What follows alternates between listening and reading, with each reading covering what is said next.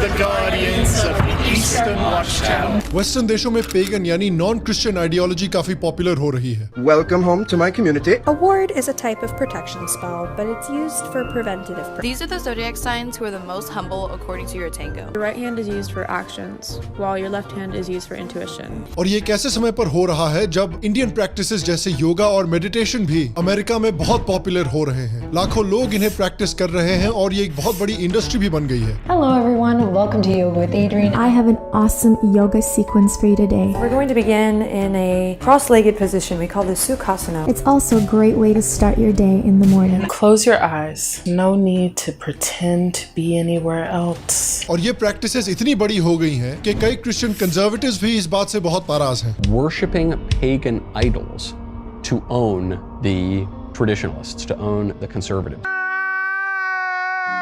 और वो नाराज इसलिए हैं कि नॉन क्रिश्चियन प्रैक्टिसेस की पॉपुलैरिटी एक ही समय पर बढ़ रही है जिस समय क्रिश्चियनिटी की डिक्लाइन हो रही है वेस्टर्न देशों में। जो लोग अपने आप को क्रिश्चियंस की तरह आइडेंटिफाई करते हैं उन लोगों की संख्या काफी गिर रही है वेस्टर्न देशों में। तो आज इस ट्रेंड के बारे में बात करते हैं। क्या वेस्टर्न देशों में क्रिश्चियनिटी कम हो रही है और वो हिंदुइज्म या एटलीस्ट पेगन प्रैक्टिसेस को और अडॉप्ट कर रहे हैं? ऐसा क्यों हो रहा है? वेस्टर्न देशों में रिलीजन का क्या फ्यूचर है और कैसे इंडिया और खासकर हिंदुइज्म के पास एक बड़ी अपॉर्चुनिटी है इन देशों में? क्या है वो अपॉर्चुनिटी? आइए पता करते हैं। हेलो और श्याम शर्मा शो के इस एपिसोड में आपका बहुत बहुत स्वागत है। मैं हूं सेकुलरिज्म का सीईओ श्याम शर्मा और आप सबको एक सेक्युलर प्रणाम। तो देखिए, वेस्टर्न देशों में पेगनिज्म कैसे बढ़ रहा है इसको समझने के लिए सबसे पहले हमें समझना पड़ेगा कि पेगनिज्म होता क्या है। देखिए, जिस तरह लोगों को ये नहीं पता कि पप्पू एग्जैक्टली होता क्या है, उसी तरह से पेगनिज्म की भी कोई एग्जैक्ट डेफिनेशन नहीं रही है। पेगन शब्द क्रिश्चियंस के द्वारा इस्तेमाल किया जाता था उन लोगों को डिस्क्राइब करने के लिए जो लोग क्रिश्चियन आइडियोलॉजी में नहीं मानते थे, चाहे वो पॉलिथियस्ट्स हो, नेचर वर्शिपर्स हो या एग्नोस्टिक्स हो, ऐसे लोग जिनको भगवान में कुछ खास विश्वास भी ना हो। फिर वो चाहे हिंदूज हो या अमेरिकाज के मायंस या इनकाज हो या यूरोप के ग्रीक्स और रोमन्स हो या फिर तिब्बत के बुद्धिस्ट हो या जापान के शिंटो हो, इन सबको पेगन माना जाता है। और पेगन हमेशा क्रिश्चियंस के द्वारा एक नेगेटिव सेंस में यूज किया जाता है। जिस तरह से लेफ्ट विंग वाले उनसे डिसएग्री करने वालों को अंधभक्त बोलते हैं या कुछ राइट विंग वाले उनसे डिसएग्री करने वालों को एंटी नेशनल बोलते हैं। पेगन शब्द का मतलब गांव होता है और क्रिश्चियंस के मुताबिक पेगन वो गवार थे जो क्रिश्चियन आइडियोलॉजी की विजडम को समझना नहीं चाहते थे। तो अर्ली क्रिश्चियनिटी जो थी वो एक तरह की नॉर्मेटिव इन्वर्जन थी पेगनिज्म की, यानी पेगनिज्म जो प्लूरलिज्म, डाइवर्सिटी में विश्वास रखता था, अर्ली क्रिश्चियनिटी उसका उल्टा था, यानी वो डाइवर्सिटी प्लूरलिज्म में बिल्कुल भी विश्वास नहीं रखते थे। और इसलिए according to author Catherine Nixey and her book the Darkening Age, early Christians ने पेगन कल्चर को पूरी तरह से तहस नहस करना शुरू कर दिया। टेम्पल्स को तोड़ के, प्रोमिनेंट इंटेलेक्चुअल्स, ऑथर्स और साइंटिस्ट का कत्ल करके और लाइब्रेरीज को जलाकर। और जब से यूरोप में एंशिएंट पेगन वर्ल्ड का डिस्ट्रक्शन हुआ है तब से वेस्टर्न देशों में क्रिश्चियनिटी का बेसिकली एक मोनोपोली रही है। लेकिन देखिए, आज की स्टोरी में बहुत सारे ट्विस्ट आने वाले हैं। पहला ट्विस्ट ये है कि ये मोनोपोली आज लगता है थोड़ी डगमगा रही है। पिछले साल प्यू रिसर्च सेंटर ने रिलीजन पर एक पोल किया था जहां पर उन्होंने पाया था अमेरिका में ऑलमोस्ट 20% लोग ऐसे हैं जो किसी भी खास रिलीजन में विश्वास नहीं रखते। इनफैक्ट ये पॉपुलेशन अमेरिका के कैथोलिक पॉपुलेशन से सिर्फ 1% कम है। इनफैक्ट जो मिलेनियल जनरेशन है अमेरिका की, वो अमेरिका की हिस्ट्री की पहली जनरेशन है जिसमें क्रिश्चियंस माइनॉरिटी में है। इसी को मद्देनजर रखते हुए फ्रेंच पॉलिटिकल थ्योरिस्ट शांटल डेलसॉल ने एक बहुत कंट्रोवर्शियल किताब लिखी थी जिसका नाम था ला फॉन de la Chrétienté, जिसका इंग्लिश ट्रांसलेशन है the end of Christian world. उसमें उन्होंने लिखा था कि इस समय पर जो वेस्टर्न देश हैं वो क्रिश्चियन सिविलाइजेशन का एंड देख रहे हैं। उनका मानना है कि आज के जो वेस्टर्न देश हैं वो सेक्स, रिलीजियस बिलीफ, सोसाइटी और फैमिली के जो इश्यूज हैं उन मामलों में क्रिश्चियनिटी से कम अग्री करते हैं और पेगन कल्चर से ज्यादा अग्री करते हैं। तो ऑब्वियसली सवाल उठता है कि भाई ये कैसे हुआ? और यहाँ आता है हमारा दूसरा ट्विस्ट। हमें प्यू रिसर्च के नंबर्स देख के शायद लग रहा होगा कि ये कोई नई बात है, लेकिन ये खिचड़ी देखिए पिछले 300 सालों से पक रही है। पिछले 300 सालों में यूरोप में क्रिश्चियनिटी बेसिकली एक डैम की तरह है जिसमें धीरे धीरे क्रैक्स अपीयर हो रहे हैं। डार्क एजेस के समय पर जब चर्च पूरी की पूरी वेस्टर्न दुनिया को कंट्रोल करता था, उस समय ऐसी कोई भी स्पीच, ऐसा कोई भी साइंटिफिक रिसर्च, ऐसा कोई भी लिटरेचर, म्यूजिक या आर्ट जो चर्च अप्रूव नहीं करता था वो अलाउड नहीं होता था। और जब यूरोपियन देशों में एनलाइटनमेंट आया तो यही स्पीच, यही साइंटिफिक साइंटिफिक रिसर्च, यही इकोनॉमिक डेवलपमेंट और यही आर्ट बहुत तेजी से यूरोप में फैलने लगा। और कई हिस्टोरियंस जैसे कैथरीन निक्सी, स्टीफन ग्रीनब्लैट, पीटर गे, टॉमस ई रिक्स, एंड्रू साइडेल, इन सब ने काफी इंसाइटफुल रिसर्च करके दिखाया है कि ग्रीस और रोम जैसी एंशिएंट सिविलाइजेशंस को डिस्कवर करने के बाद और इन कल्चर से इंस्पायर होने के बाद यूरोपियन एनलाइटमेंट शुरू होता है। Lucretius is, on the nature of things, is one of the great instances of cultural mobility. Taking it off the shelf and recirculating it, getting it copied,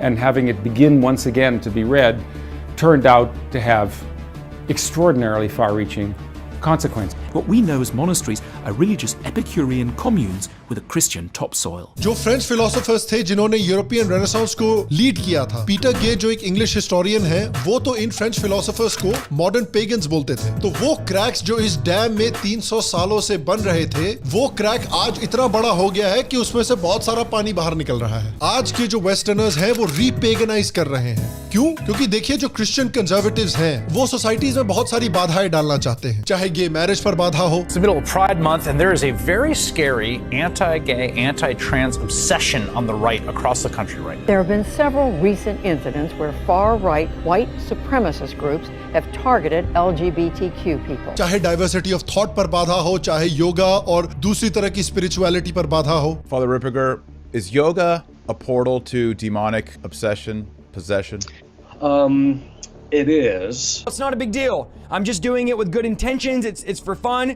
But if you're sitting under a yoga teacher, a guru, or somebody that does traditional yoga, you're opening the door to spirit. Yoga, is it demonic? Should Christians participate in it? Listen, it is a door to the demonic realm. Astrology, zodiac signs, people will look to those because they're looking for signs or answers or this or that. They don't want to look in the Word of God. If you are involved in tarot cards, if you're involved in astrology and signs and Leo and Cancer and this and that, you're inviting demons in. Astrology is of the devil, and I'll show you why. और western देशों के जो लोग हैं वो इस तरह की बाधाओं से परेशान हो गए हैं। पिछले कुछ डेकेड्स में क्रिश्चियन सिविलाइजेशन के जो कुछ प्रॉब्लम्स हैं, जैसे lack of freedom of belief, lack of freedom of love, lack of freedom of sexuality, वो आज की वेस्टर्न जनरेशन के गले नहीं उतर रही। अगर आप आज के वेस्टर्न जनरेशन को देखेंगे तो मोस्ट मिलेनियल्स और जेनजी जो हैं वो गे मैरिज को सपोर्ट करते हैं, ट्रांसजेंडर राइट्स को सपोर्ट करते हैं। आज के लोगों को डाइवर्सिटी पसंद है, वो यूनिटी इन डाइवर्सिटी ढूंढ रहे हैं और इसलिए वो पेगन आइडियोलॉजी या नॉन क्रिश्चियन आइडियोलॉजी में इतना इंटरेस्ट दिखा रहे हैं। क्योंकि चाहे सनातन धर्म हो या दूसरे देशों की पेगन आइडियोलॉजीज हो, वो डाइवर्सिटी को एक्सेप्ट करने के लिए काफी तैयार रहते हैं। फॉर एग्जाम्पल रोम में जो एलिट्स थे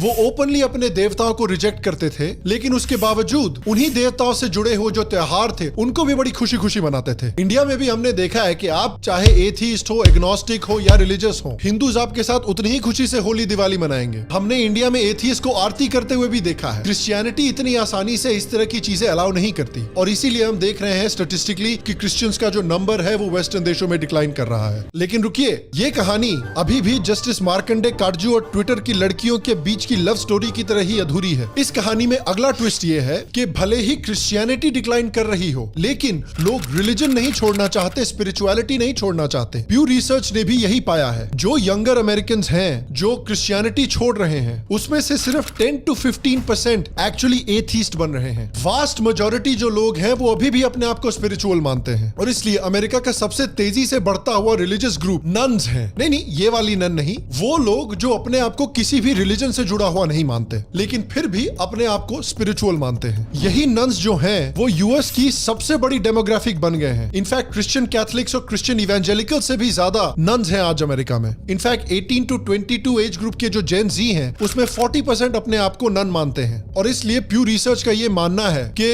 वो लोग जो अपने आप को नन मानते हैं या किसी भी रिलीजन से जुड़े हुए नहीं हैं, वो अमेरिका में मेजॉरिटी बनने वाले हैं 2070 तक। तो इसका निष्कर्ष क्या निकलता है? निष्कर्ष ये निकलता है कि लोग ऑर्गेनाइज रिलीजन से परेशान हो गए हैं, लेकिन रिलीजन और स्पिरिचुअलिटी में अभी भी विश्वास रखते हैं। यानी वो इंस्टाग्राम से नफरत नहीं करते, वो इससे नफरत करते हैं।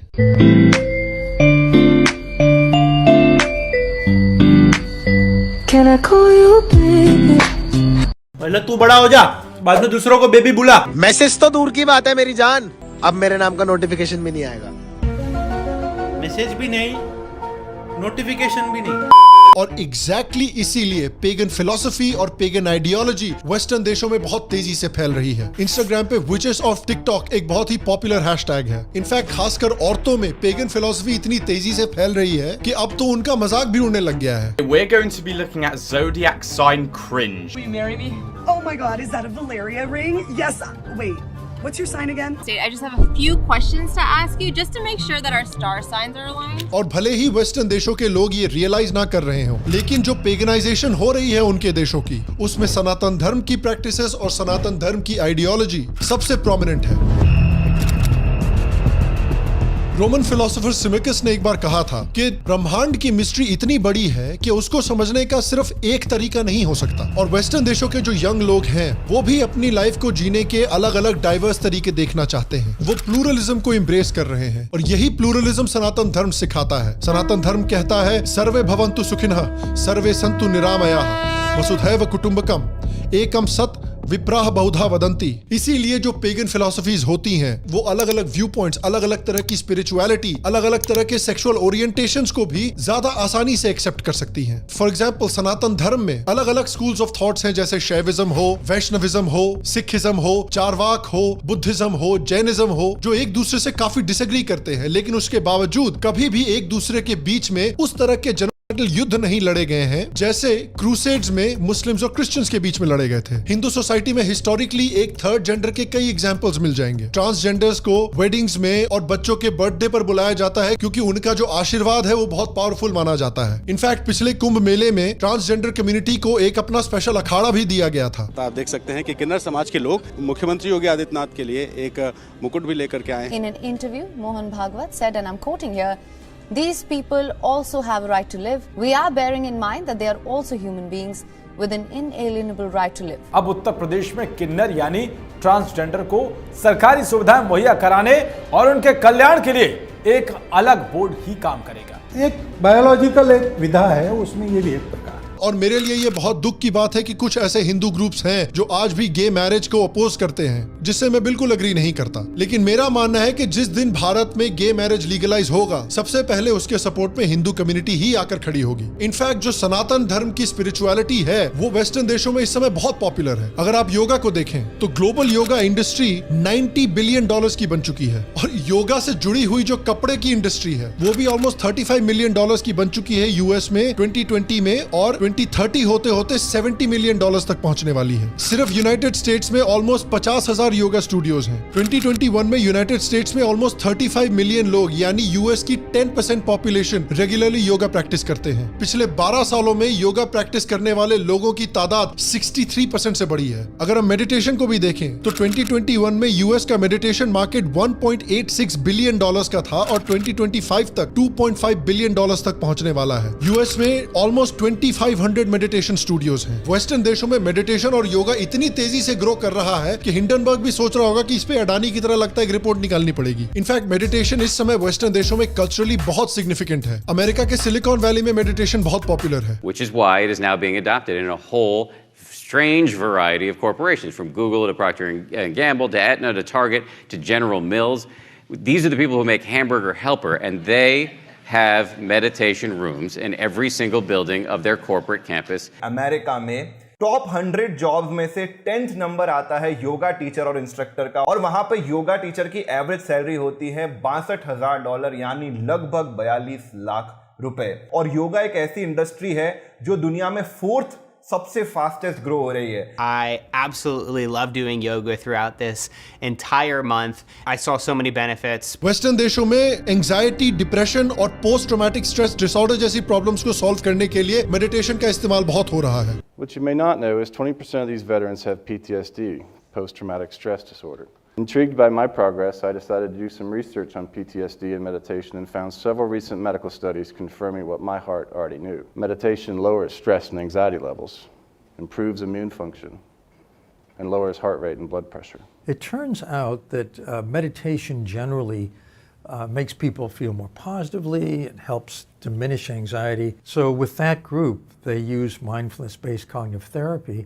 They found that it cut the rate of relapse, of having depression again, by 50%. एक और रीजन है कि क्यों फ्यूचर में पेगन फिलॉसफी और सनातन धर्म की जो फिलॉसफीज हैं वो वेस्टर्न देशों में और भी पॉपुलर होने वाली हैं, और वो है साइकेडेलिक्स।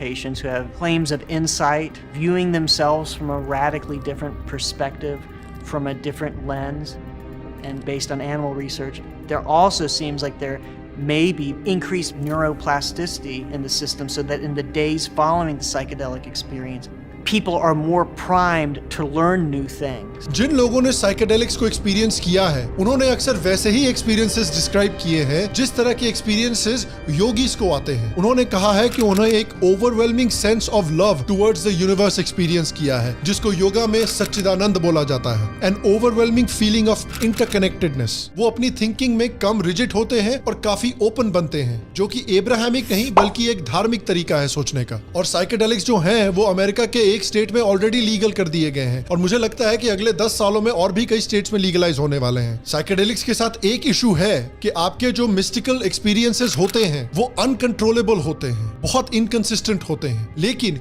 योगा के साथ जो आपके स्पिरिचुअल और मिस्टिकल एक्सपीरियंसेस होते हैं वो इनकंसिस्टेंट नहीं होते, उसको आप बड़े आराम से कंट्रोल कर सकते हैं और आपका दिमाग भी एक बहुत काम स्टेट में होता है। तो सनातन धर्म, योगा और मेडिटेशन वो साइकेडेलिक्स से ज्यादा रिलायबल हैं मीनिंगफुल स्पिरिचुअल एक्सपीरियंसेस होने के लिए। तो इतनी इंफॉर्मेशन देख के आप सोच रहे होंगे कि ठीक है, फिर तो पक्का हो गया है कि पेगन फिलॉसफी जो है वो वेस्टर्न देशों में क्रिश्चियनिटी को रिप्लेस करने वाली है। लेकिन यहाँ आता है हमारा एक और ट्विस्ट। अगर हम करंट ट्रेंड्स को देखें तो देखकर ये लगता है कि क्रिश्चियनिटी को पेगन फिलॉसफी या सनातन धर्म नहीं बल्कि वोकिज्म रिप्लेस कर रहा है। देखिए, वोकिज्म एक फार लेफ्ट आइडियोलॉजी है जो कि क्रिटिकल रेस थ्योरी से आती है, जो मानती है कि दुनिया में सिर्फ 2 तरह के लोग हैं, एक ओप्रेसर और दूसरा ओप्रेस्ड, यानी बिलीवर और नॉन बिलीवर। और जो लोग ओप्रेस्ड माने जाते हैं उनकी ड्यूटी है कि ओप्रेसर्स का पूरी तरह से विनाश कर दिया जाए। तो वोकिज्म अगर आप देखें तो एक तरह से इब्राहिमिक रिलीजन का लेफ्ट विंग रूप है। जिस तरह से अर्ली क्रिश्चियंस ने पेगन कल्चर को पूरी तरह से डिस्ट्रॉय किया था, उसी तरह से वोकिज्म भी वेस्टर्न सिविलाइजेशन को पूरी तरह से नेस्तनाबूद करना चाहती है। अगर आप इब्राहिमिक रिलीजन्स और वोकिज्म को कंपेयर भी करेंगे तो काफी सिमिलरिटीज हैं। क्रिश्चियनिटी में जैसे ओरिजिनल सिन का कॉन्सेप्ट होता है कि सभी लोग एक ओरिजिनल सिन के साथ पैदा होते हैं। Classic doctrine of original sin states that we are culpable for Adam's wrongdoing. Moreover, Adam's sin introduced into the human race a kind of corruption of human nature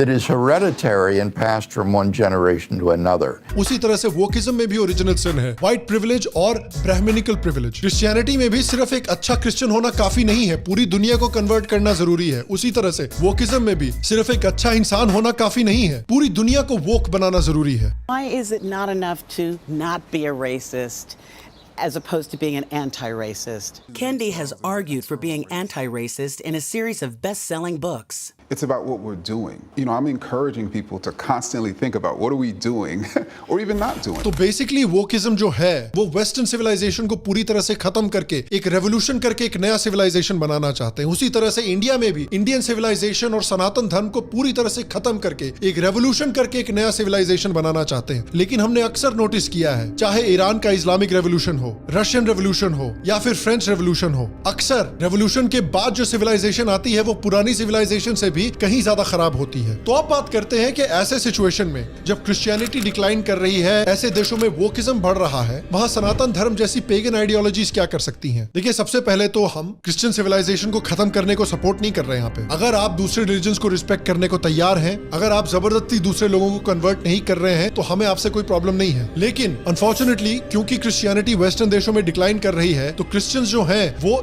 Asia में आ रहे हैं, इंडिया जैसे देशों में आ रहे हैं और बहुत सारे पैसे खर्च कर रहे हैं लोगों को कन्वर्ट करने के लिए। तो इसलिए मैं भी मानता हूं कि इंडिया को और सनातन धर्म को उनके घर में घुस के उनके लोगों को कन्वर्ट करना शुरू करना चाहिए। सनातन धर्म को भी क्रिश्चियनिटी और इस्लाम की तरह एक कन्वर्टिंग रिलीजन बनना जरूरी है। एक और रीजन के सनातन धर्म को वेस्टर्न देशों में एक्शन लेना चाहिए और पेगन मूवमेंट की लीडरशिप लेनी चाहिए, क्योंकि अगर सनातन धर्म और भारत ये लीडरशिप नहीं लेता तो वेस्टर्न देशों ने ऑलरेडी दिखाया है कि वो सनातन धर्म के बेस्ट प्रैक्टिसेस को अप्रोप्रिएट करके, डाइजेस्ट करके सनातन धर्म से अलग करने को तैयार है। The term yoga has become contaminated.